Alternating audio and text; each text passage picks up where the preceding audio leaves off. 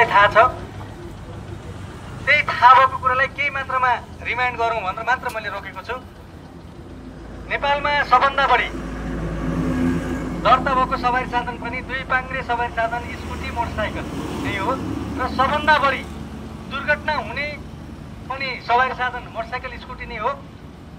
दुर्घटनाको अवस्था हेर्ने भने दिनमा औसत 5 देखि 7 जना मोटरसाइकल तथा स्कुटी दुर्घटना परेर मान्छेको जनधनको क्षति भएको छ।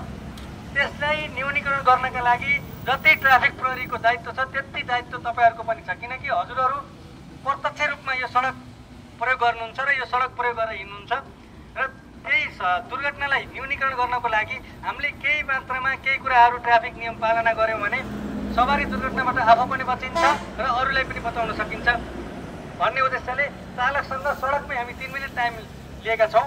तपाईहरुलाई म 5-6 वटा कुराहरू भन्छु, ती कुराहरूलाई मनन गरिदिनु हुनेछ र फलो पनि गरिदिनु हुनेछ र पालना गरिदिनु हुनुहुन्छ भन्ने मैले अपेक्षा पनि राखेको छु। हजुरहरूलाई मैले 5-7 वटा कुराहरू भन्छु। 1 नम्बर, जहिले पनि तपाईहरु मोटरसाइकल चलाउनुहुन्छ अनिवार्य रूपमा हेलमेटको प्रयोग गर्नुस्। मोटरसाइकल 2 जना सवारी बोक्नको लागि हो, 3 जना सवार कहिले पनि नहिँड्नुस्। हेलमेट लगाइसकेपछि अनिवार्य रूपमा तलको लुपी छ नि त्यसलाई बाँधेर त्यसको बटन लगाएर मात्र हिँड्ने अगाडि बढ्नुस्। जहिले पनि तपाईको मोटरसाइकल गाडीको सवारी साधनको डकुमेन्ट साथमा बोकेर हिँड्नुस्, समयमै नवीकरण गर्नुस्। मादक पदार्थ सेवन गरेर कहिले पनि सवारी साधन नचलाउनुस्।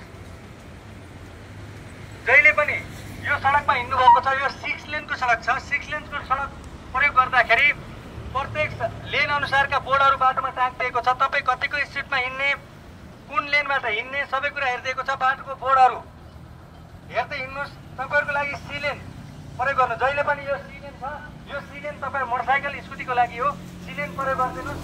सडक विभागले बोर्ड राखिदिएको छ, बोर्डमा यो सडकमा गुड्दा तपाईहरु 50 को स्पिडमा भनेर बोर्ड टाँगिदिएको छ। 50 को स्पिडभन्दा कहिले पनि नहिँड्नुस्। ठाउँमा रेड लाइट छ, ट्राफिक बत्ती छ, ट्राफिक बत्ती भएको ठाउँमा रेड लाइट बलेको ठाउँमा कहिले पनि अगाडि नबढ्नुस्। जब हरियो बत्ती बोल्छ अनि मात्र अगाडि बढ्नुस्। हाइवे हो, हाइवेमा मान्छेहरुलाई बाटो क्रस गर्नको लागि जेब्रा क्रसिङ हुन्छ। जेब्रा क्रसिङ भनेको पैदल यात्रीले बाटो काट्नको लागि बनाएको हो। पैदल यात्रीले पहिला बाटो काटेपछि मात्र तपाईहरु अगाडि बढ्नुस्। पहिलो प्रायोरिटी पैदल यात्रीलाई दिनुस्।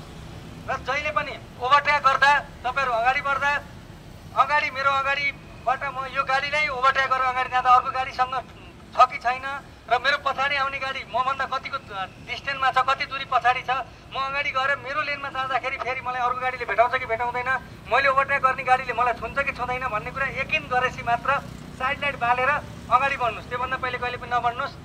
र जहिले पनि हामीमा एउटा के छ भने बानी के सोच्छौँ भने बाटोमा हिँडिराखेका हुन्छौँ, खल्तीमा भएको मोबाइल बज्छ, एउटा हातले ड्राइभिङ गर्दै अर्को हातले मोबाइल निकालेर कानमा चेपेर हिँड्छौँ।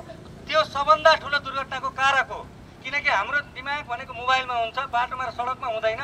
त्यो बेला तपाईको अगाडि अर्को कुनै गाडी सवारी साधन छ भने त्यसमा ठोकिन सक्छ, कोही मान्छे हिँडेको छ भने उसले हान्न सकिन्छ।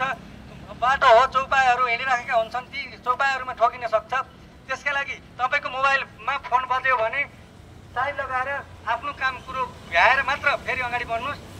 कहिले पनि घरमा तनावमा हुनुहुन्छ भने सवारी साधन ड्राइभिङ नगर्नुस्। तनाव भएको बेला पनि सडकमा र गाडीमा ध्यान हुँदैन, बाहिर ध्यान हुन्छ। धेरै उमङ्ग धेरै खुसीमा हुनुहुन्छ भने पनि ड्राइभिङ नगर्नुस्, किनकि खुसी हुँदाखेरि पनि मन खुसीतिर गएको हुन्छ, सडकमा आफ्नो ध्यान हुँदैन। त्यो कुरालाई मनन गरिदिनुस्।